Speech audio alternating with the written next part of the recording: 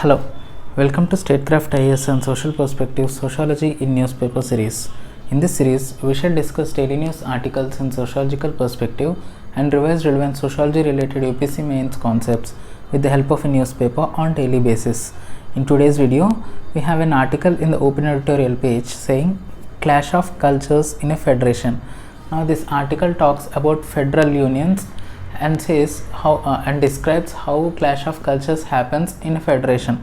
This article draws examples of Hungary and Poland in the EU and explains how these two countries are set to compromise their culture and set to and get to come in clash of their cultures with the culture of that of the Union, that is European Union, because of their political pressures.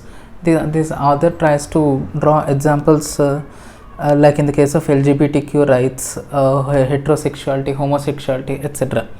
Now in this article we have something relevant in our social perspective, like it says, although none of these leaders believe they can convince their EU colleagues to follow their social policies, they do not wish to separate from the Union since EU membership is supported by a huge majority. This is one thing. And the other, Hungary is the second largest net beneficiary of the EU budget, receiving 5 billion euros more than it contributes each year. That means here Hungary is being in the Union and it is not seceding from the European Union, even though its culture is getting into clash with the European Union's culture because of this economic reasons.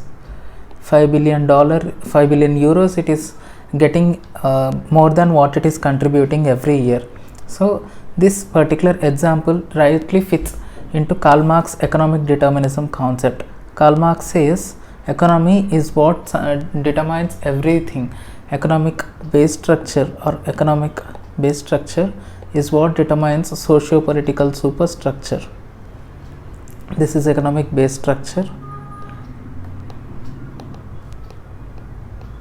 and this is socio-political superstructure.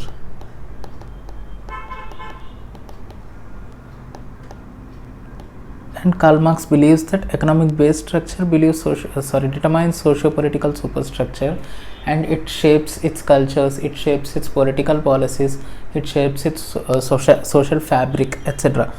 Everything is determined by the economy only, as believed by Karl Marx. Here this particular example rightly fits into this particular theory.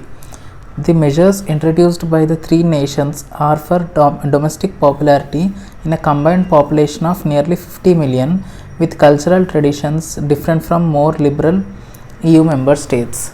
So even then Hungary and Poland are being in the Union because they are getting economic benefits.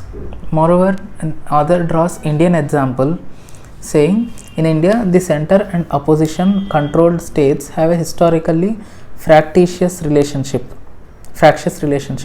Prime Minister Jawaharlal Nehru in 1959 dislodged the communist government in Kerala on specious grounds.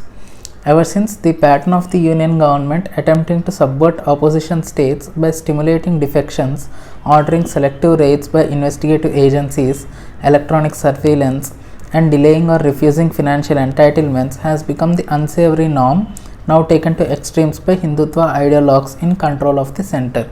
Now this explains neo-Marxist theories like neo-Marxist Althusser in his book State Apparatus, talks about state apparatus and state dominance. He says state would inadvertently and inevitably support and impose dominant ideology on the minority groups. Dominant ideology on the minority groups or the federal units, minorities, federal units. This is what is happening here also. What are state apparatus that state is using here? See, by stimulating defections, this is one of the power exclusively with the center. Ordering selective raids by investigative agencies like CBI, ED, etc. This is again a state apparatus. Electronic surveillance, Pegasus has been the recent issue. Delaying or refusing financial entitlements, this financial grants is also one of the state apparatus. All these have become unsavory norms. Now Hindutva ideologues and imposing this ideology on the federal units or minorities. This is how state is trying to impose dominant ideology on the federal units or minorities, as rightly said by Althusser or other neo-Marxists. That's all we have in this article in social perspective. Now moving on, in the next article, the article talks about fundamental right to strike.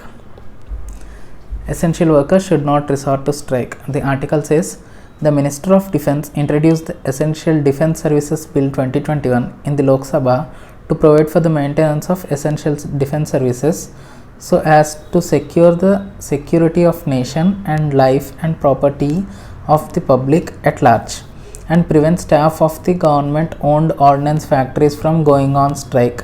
See, government is trying to prevent the employees and the employees of the ordnance factories to go on strike. Now Karl Marx says in his class struggle concept that there are two classes, haves and have-nots. Now Karl Marx believes that haves always exploit have-nots. Now here, as the government is the owner of the ordnance factories, we can say government is the have class, as it is owning all the means of production, and employees or workers in those factories as have not class. Now government, we can say, is exploiting in have not class, that means worker class, because workers are going on strike. That means they are undergoing some kind of exploitation in Karl Marx perspective.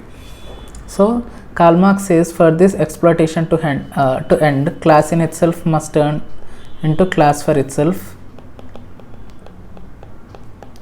class in itself to class for itself, and common consciousness must evolve, and revolution is the solution of the exploitation or solution of social conflict, believes Karl Marx. But what Durkheim says is that there are some institutional measures. Durkheim says institutional measures are there, like grievance redressal measures, etc., which promote dialogue and discussion between the two classes and which allows them to come into compromise. And Max Weber says employees may not always resort to revolution, they may express their grief through protests, strikes, etc., as said by Max Weber.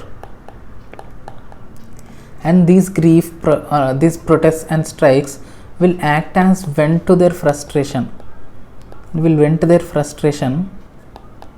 and will suppress the revolt, as believed by Max Weber. But however, if these vents for frustration like protests and strikes are curbed by the government, then employees will have no other option than to go on for revolution. Now this revolution automatically compromises social cohesion and it fractures society.